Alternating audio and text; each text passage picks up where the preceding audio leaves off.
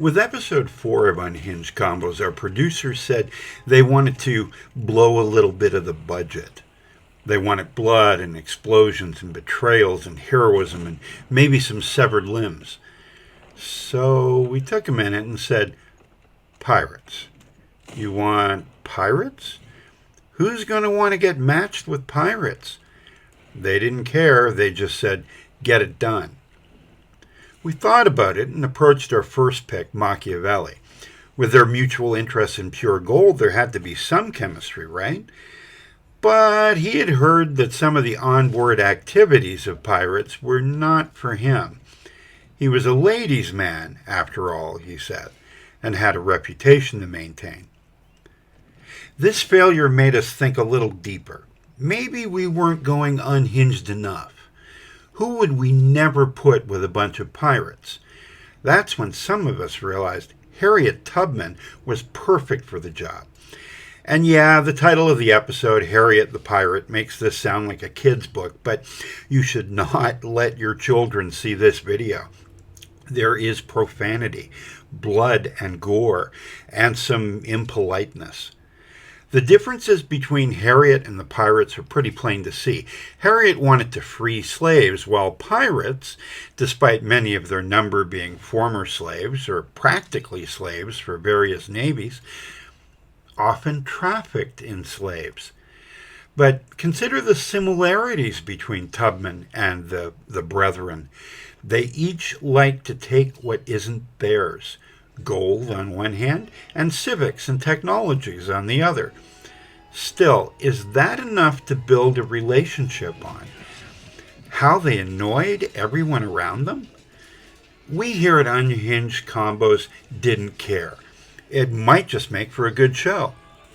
But I hear you asking, why are they building temples and sending out missionaries? Well, Harriet was quite the religious woman with her visions and all, and pirates were people of their times. Many still believed in religion despite their way of life, and some ships carried priests for spiritual purposes, and in the case of at least one pirate, to conduct Sunday services. So, religion it is, although I keep trying to picture pirate missionaries. Would you rather feel the point of God's love or the point of me cutlass? That would convince me, all right. Overall, we tried to lean into both of their games, ships and gold and duplicity and espionage, annoying everyone while trying to stay out of wars. They both like to walk a fine line, but they might just succeed if they don't trip over that line too often. As the game unfolded, it was clear that Catherine had both the best tech and civic numbers. But Harriet couldn't go to that well too often. And more destructive tactics might not have been a good idea with the pirates regularly attacking ships and ratcheting up discontent among the other players. All I can add about Catherine is that her recent mini-buff seemed to be treating her well, as she was the leader to beat for much of this game. Meanwhile, Harriet and the pirates were beaten to the settling game because of the long time it takes the pirates to get settlers going through the development of the Buccaneer. Harriet could choose to spend her influence on flipping New World independent powers, or in amassing techs and civics. And early on, it was hard to find other players' settlers. Otherwise, those would have been fair game for capturing and starting settlements with. It was just plain difficult to find room for settlements at all by the mid-exploration age, which made Harriet's influence early on with independent powers essential. And it was definitely a tight legacy point race, if anyone cares about that at all. On the pirate side of things, the sloops were awesome initially in every firefight. They do considerable damage for their size, and they can outrun the other bigger ships, of course. But they go up like matchsticks when they're hit. You need to think of them as wolves or coyotes and attack in force, or travel with cogs or carracks. Single sloops are dead sloops. On the resource side of things, the Republic of Pirates is all about the gold. This is their great weakness, but it is also their great strength. You can buy anything, such as higher-end influence buildings like the Guild Hall and Dungeon in this game. They do not shape the leader's course of action or enhance them with anything but spending power. So you can give the Republic any shape you want, which is how they became a religious civ this time around. Harriet and the Brethren mostly stayed out of wars and so didn't come out on top in terms of the domination game, even though that would be a viable course for either of them. They kept good relations with others where they could, but supported no endeavors, choosing to build up goodwill through trading instead. And it's a matter of spreading the mayhem around. Sure, if you want to focus on one opponent and goad them into a war, that's fair.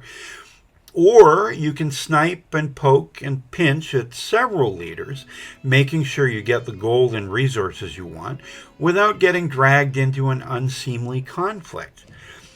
Our producers were pissed that we cranked the unseemly up to 11 in the episode, but we think we got reasonable bang for each buck. I mean, no war doesn't mean no cannon fire in the exploration age, right?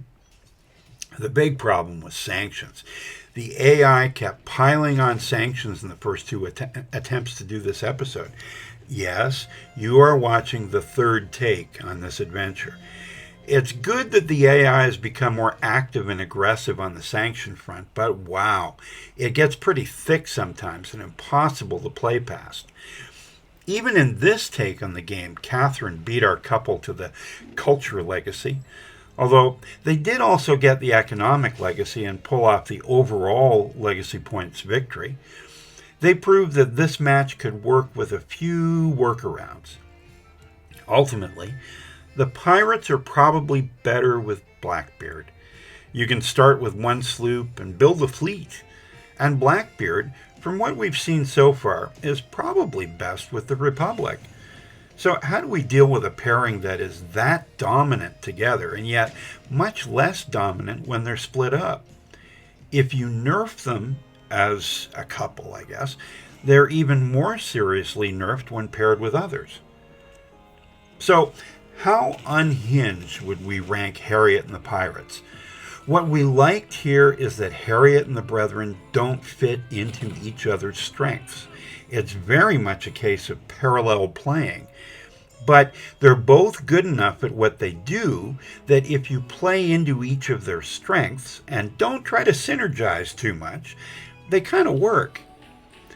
And that is what we do here at Unhinged Combos. We put annoying people together and watch the magic happen. If annoyance is the standard, then these two are a 10 out of 10.